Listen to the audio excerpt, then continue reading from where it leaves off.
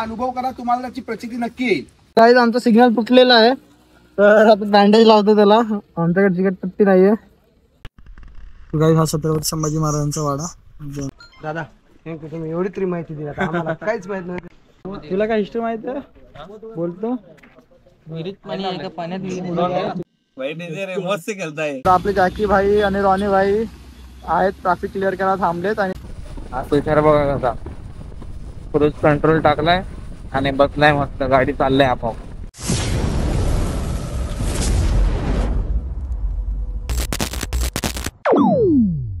भाई 126 जाऊन शेवटी पकडलाच त्याला. नशीब बघितला नाही तर गेला असं तो सरळ.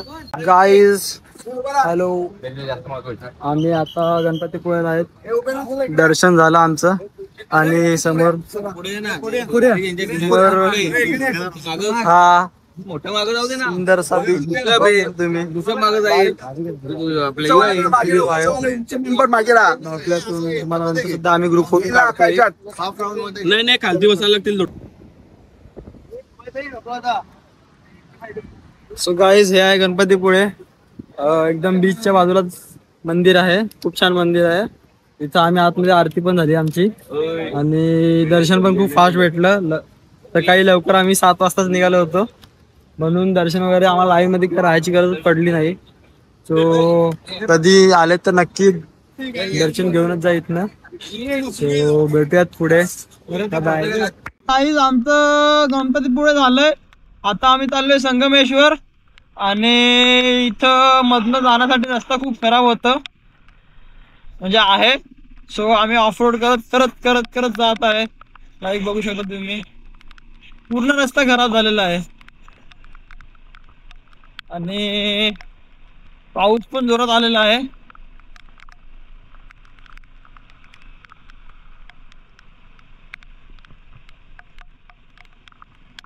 रस्त्याचं पूर्ण काम चालू आहे, काहीच काम झालेलं नाहीये आणि करायला पाहिजे लवकरात लवकर. कारण की मेन रस्ता बोलू शकता आपण, इथून जाऊ शकतो संगमेश्वरला गणपतीपुळेवरनं.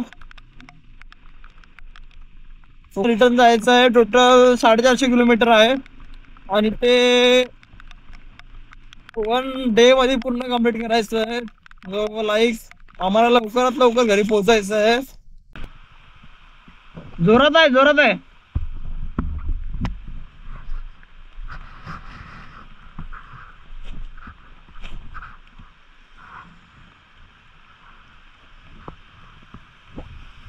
ए या ब सायलेन्सरला लागलाय. चिटकट रे, नशीब आतमध्ये नाही फाटलाय.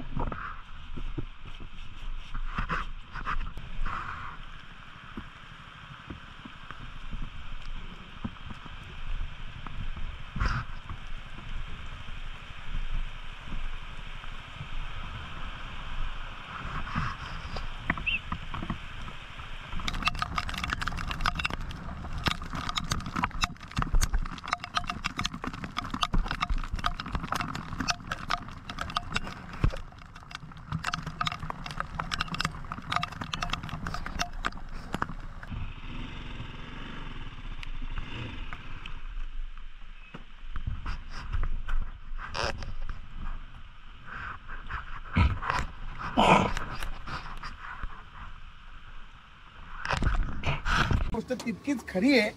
तुम्ही तुमच्या पर्सनल आयुष्यामध्ये ती गोष्ट कधी ना कधी तुम्ही अनुभव करा, तुम्हाला त्याची प्रचिती नक्की येईल. विषय असा आहे, त्यांनी एक उदाहरण दिलं आपल्याला. सगळ्या धर्माच्या देवांची एक दिवशी मिटिंग झाली. मुसलमान अल्लाची मिटिंग झाली, आपल्या भगवान विष्णूंनी हजेरी लावली, त्याच्यानंतर येशू ख्रिस्तांनी हजेरी लावली आणि बाकीच्या सगळ्या देवांनी जे त्यांच्या धर्माचे जे प्रमुख देव आहेत त्यांनी हजेरी लावली. हजेरी लावल्यावर त्यांनी काय केलं, त्यांनी असं ठरवलं का अरे मला नवीन माणसं पण बनवायची, नवीन मुलांना जन्म द्यायचा, जग सांभाळायचं. या आलेल्या माणसानं यम बोलतो का तुम्ही मला सांगता का आज एवढी माणसं उचलून घेऊन ये. मग ती पण माणसांचं काम करायचं, ती माणसं पण उचलायची. मग या सगळ्यामध्ये आपण बिझी आहेत. मग आता काय करायचं, ते काय बोलले की आता आपण जरा सिस्टीम अपडेट करू. अपडेट काय करायची, त्यांचं असं म्हणणं आलं का जी उचललेली माणसं जी स्वर्गात नरकात जिथे जो आख्यायिका जिथे येतात त्यांचा हिसाब किताब आपण वरती करण्यात आपला वेळ जातो. मग नवीन माणसं बनवायची का यांचा हिसाब किताब करायचा. पण सिस्टीम अशी अपडेट केली का ज्या माणसाने पृथ्वी तलावर जे पाप केलंय त्याची परतफेड त्याला तिथेच करायची आहे. मग ती वेगवेगळ्या स्वरूपात होईल. समजा मी याचे 50 रुपये घेतले, याच्या मनाचा तळतळाट लागला, ती कोणाचे 100 रुपये घेतले, त्याचा तळतळाट लागला, मी याचं गाडीचं काही नुकसान मुद्दामून जाणून बुजून केलं, त्याचा तळतळाट लागला, तर त्याचं नुकसान दिवसभराच्या प्रोफाईलमध्ये माझं वेगवेगळ्या स्वरूपामध्ये होतंय. मग माझी समज गाडी पंक्चर होईल, मला चालताना ठेच लागेल, माझ्या घरातला माणूस कोणतरी आजारी पडेल, 50 रुपयाचं नुकसान माझ्या 100 रुपयामध्ये होईल. ह्या गोष्टी ह्या वरतून आलेल्या आहेत, आपल्या हातामध्ये नाही. म्हणून भगवान विष्णू आपल्याला नेहमी सांगतात कर्म हेच तुझं फळ आहे. तू जे कर्म करशील, तू जसा माणसांशी वागशील, चुकीचा वागशील, बरोबर वागशील, ते फळ सर्कलरित्या तुझ्यापर्यंत पोहोचणार आहे. त्याच्यामुळे तू काळजी करू नको. म्हणून भगवान विष्णू महाभारतामध्ये सुद्धा असताना त्यांच्या चेहऱ्यावर स्मित हास्य हे यासाठीच होतं. अर्जुनाला जरी टेन्शन आलं होतं की आता हे युद्ध जिंकायचं कसं, कारण कर्णाला जर का मी हरवलं नाही तर कर्ण आपला वर निश्चित करेल. पण भगवान विष्णूंनी काय सांगितलं श्रीकृष्णांनी का त्याचं फळ जे ते त्याला परत रिटर्न मिळणार आहे. म्हणून ते स्मित हास्यामध्ये होते. म्हणून पाप म्हणून कोणाची नीट बोलताना, कोणाचं काय वाईट करताना, कोणाची काय फसवणूक करताना 100 वेळा पहिले विचार करा या गोष्टीचा. त्याचं आपण नुकसान करतो तर आपलं नुकसान होणार आहे. हे भगवान वरतून सगळ्यांनी सिस्टीम अपडेट केले. मध्ये हिंदूंमध्ये असलेले मुसलमानांमध्ये गाईज आमचा सिग्नल तुटलेला आहे, तर आता बँडेज लावतो त्याला. आमच्याकडे चिकट पट्टी नाहीये.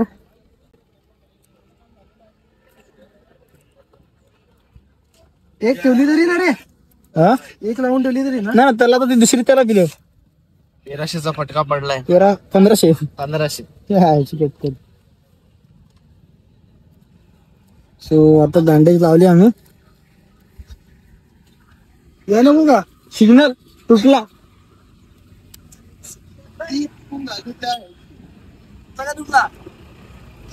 अरे तुटला तो तुटलेला होता, काय नाही झालं. मागच्या वर्षी पुढचा तुटला होता. नाही तोच होता. ऍडजस्ट केलेला होता. बसलेला आहे सुझुकी SX250 आणि माझी गाडी आहे विशालाकडे. सो आता निघूयात आपण हळूहळू.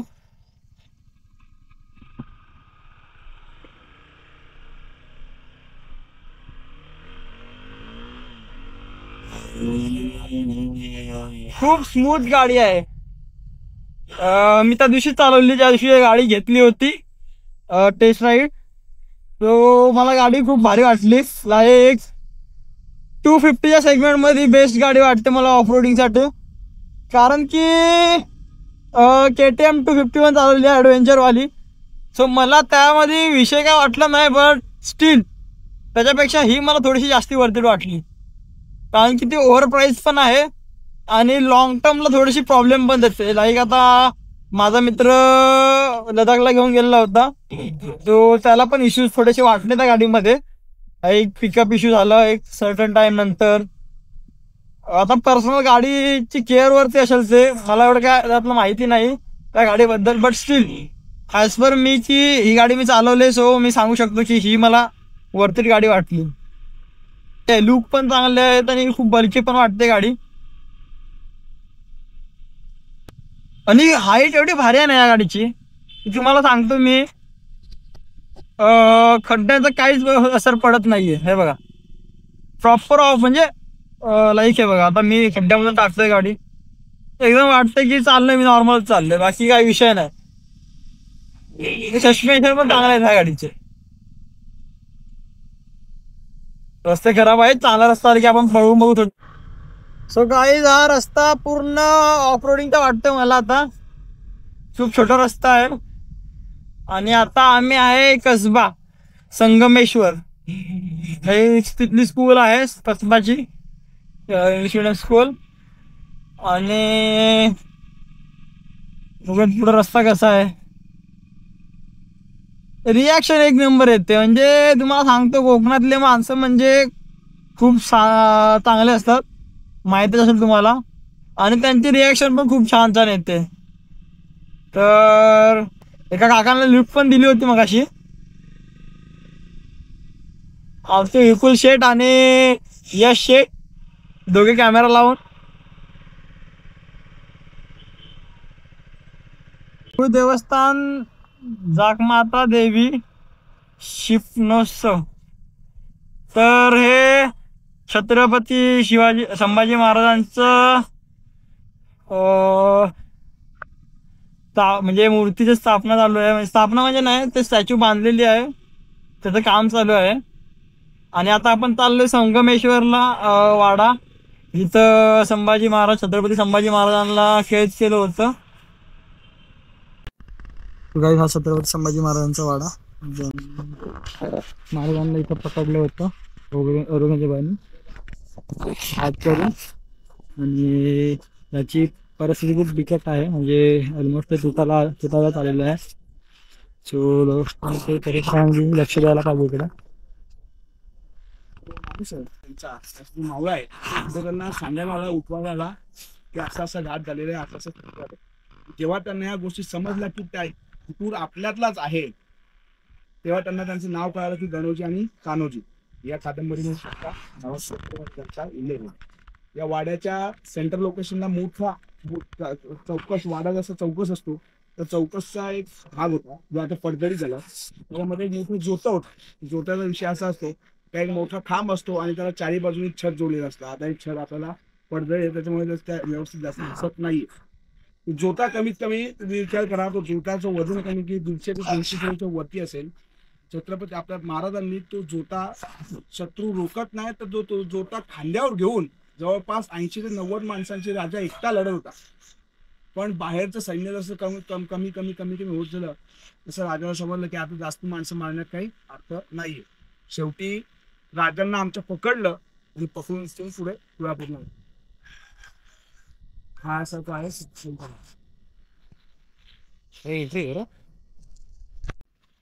जबरदस्त. विचार करून अंगावर काटा मारतो का त्यावेळेस का आणि हे का, हे कशासाठी लढले, का लढले. त्याचं चित्रपटामध्ये एक शेवटचं वाक्य आहे, त्या वाक्यावर ते वाक्य पण छावा कादंबरीतूनच घेतलेले आहे. आपल्या महाराजांनी केवळ आणि केवळ कपाळाच्या गंधासाठी त्यांनी भांडण केले. केवळ कपाळाचं गंध, बस तू कपाळाचा गंध लाव, आम्ही आमचा धर्म बदलणार नाही, पण तू आमच्यात ये, पण आम्ही आमचा धर्म बदलणार नाही, केवळ कपाळाच्या गंधामुळे.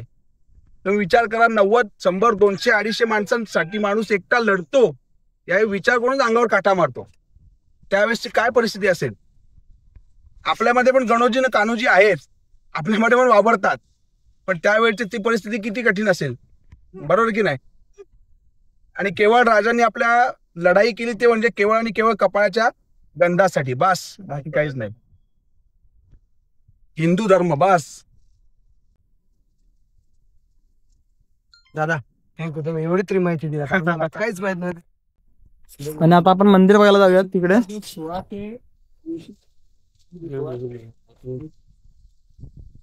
ह्याच जंगलातून मशाल घेऊन आलेले होते.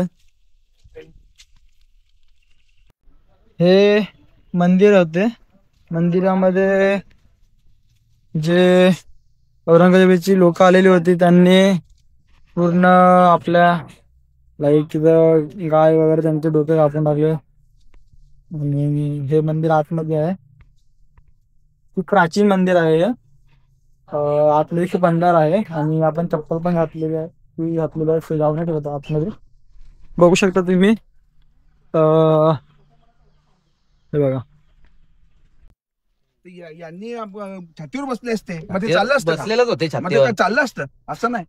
आणि वेळ आली तर राजा देणारच होते. वेळ आल्याच्या नंतर ते स्वतः टोप काढून देणार होते, पण वेळ तर येऊ द्या. वेळच नाही आली, तुम्ही आधीच सांगता. बरं चल, आधी सांगता नंतर मान्य तर करतो, पण ही तर बाकीची हे तर जोपासली पाहिजे.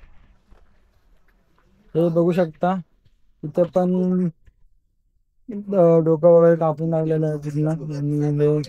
प्राचीन मंदिर कोणत्या सालीचं आहे रे? 1651. 1689. 1617व्या शतकातला आहे. 1617. असा विषय होणार इकडं. तुम्ही असा मीटिंग आहे, 150 सगळे जे शिलेदार आहेत, वतनदार सगळे इकडे भेटणार आहे आपल्याला. तुम्ही एकदाच काय त्या कुठ्या पाडून टाका सगळ्यांना. त्यांच्याशी सोयराबाई पण अटॅक होता. घरातलाच माणूस जर काय असेल तर माणसाने काय करत बरोबर. सोयराबाई स्वतःच पोरासाठी या होत्या, का मला पाहिजे मला पाहिजे. तो प्रयत्न त्याने आधी केला होता, त्याच्यामुळे ते हत्तीचे पाय वगैरे दिले ना त्या लोकांना. अरे दिले, पण त्याच्यानंतर पण ती इनॅक्टिव्ह कुठे झाली, ऍक्टिव्हच राहिली ना. पण त्याच्यानंतर तुला काय हिस्ट्री माहित आहे? बोलतो चुकीचा बोलायचं लोक चुकीचा बोललो ना, जो परफेक्ट बोलतो तोच बोलावं. हा याला आता आपल्याला हे करणं आहे. पहिले यांनी प्रयत्न केला, पण माणूस वरतून उतरतोस ना, सारखा उतरतोय मशाल घेऊन. मग यांना अंदाज पण नाही का किती माणूस आहे. तेव्हा एक मावळा धावत गेला, सांगितलं का असा असा विषय झालाय. तेव्हा राजे उठले, पण जवळपास खूप वेळ त्यांनी इथे रोखून धरायचा प्रयत्न केला. पण जेव्हा माणूस वाढायला लागला ना, तेव्हा त्यांना समजलं का नाही, हे आपल्या हातातलं काम नाही. आता उठवा. त्यांनी लय सैनिक घेऊन आले. हा, मग तुला ते सांग, त्याच्यासोबत ते अटॅचच होते ना. अटॅच असल्यामुळे, आणि टीप एवढी 100% टीप होती, प्रॉपर टीप होती. आणि घरातल्या माणसाने चाकू घेतला तर करशील का? जाऊन एक लास्ट राऊंड लागू समोर.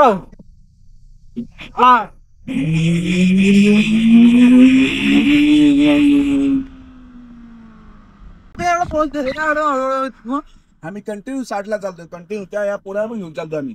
त्याची 125 घेऊन चालतोय मस्त. 60ला एकदम भारी. आपण डेंजर खतरनाक लोक दाखवतो मी. आहे मोबाईलला बघून असं सेंड केलं. सेंड झाले नाही, सेंड झाले नसतील, मग नेटवर्क नव्हता. पाठव. ये रायडर ये मस्त खेळताय.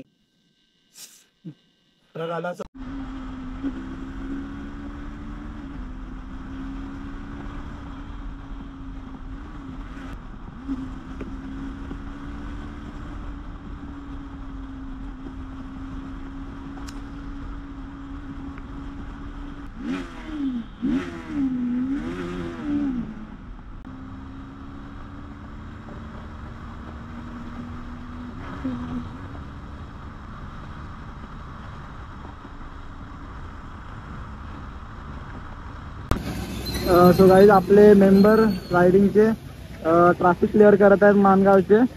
आणि आमच्या बाईक तिथे लागलेल्या आहेत पूर्ण.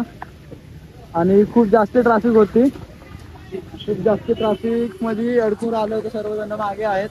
टोटल आपले सगळे बाईक्स, फक्त आम्ही दोघं तिघे आलेले आहेत. त्याचे पावसामध्ये ट्रॅफिक सॉल्व करतायत. खूप म्हणजे असं म्हणजे पाहिजे असं काहीतरी केलं तर, म्हणजे लोकांना पण फेस नाही, खूप जास्त ट्रॅफिक फेस करायला लागतं. बघू शकतो तुम्ही ट्रॅफिक किती आहे समोर मानगाव मध्ये. खूप लांबपर्यंत लाईन चालू होती. तर आपले जॅकी भाई आणि रॉनी भाई आहेत, ट्रॅफिक क्लिअर करायला थांबलेत. आणि आपले पोरं सगळे मागे आहेत. ते आता हळूहळू एक एक करून येतील. मग आम्ही इकडनं कर्जत जाऊ. कर्जतने मग घरी जायचा प्लॅन आहे. सो आता भाई शेवटी आम्हाला भेटला. भाई 126 जाऊन शेवटी पकडलास त्याला. नशीब बघितला, नाही तर गेला असता तो सरळ. तू नाही रे तो कल्पेचा. अरे सप्पे गेला तो मुंबईच्या रायडर सोबत. आपण इकडनं जाणार आपल्याला. सो गाईज, आता चाललो आम्ही मानगाववरनं. मला वाटलं येते गाडी मुळे होती अशी कल्ल्याची गाडी.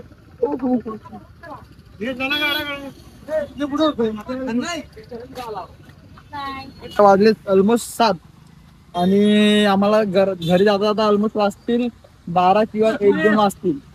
तो बघूया तिथे लवकरात लवकर पोहोचायचा प्रयत्न करू आपण. खूप जास्त ट्रॅफिक आहे.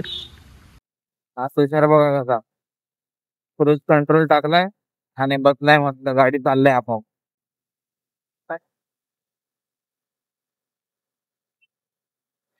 तर याच्या आधीचा रोड होता तो एकदमच डेंजर होता, एकदम खराब रोड होता, बेकार आणि फुल जंगल होता. हे बघा, अजून गाडी पोचायला 2 तास लागतील बहुतेक.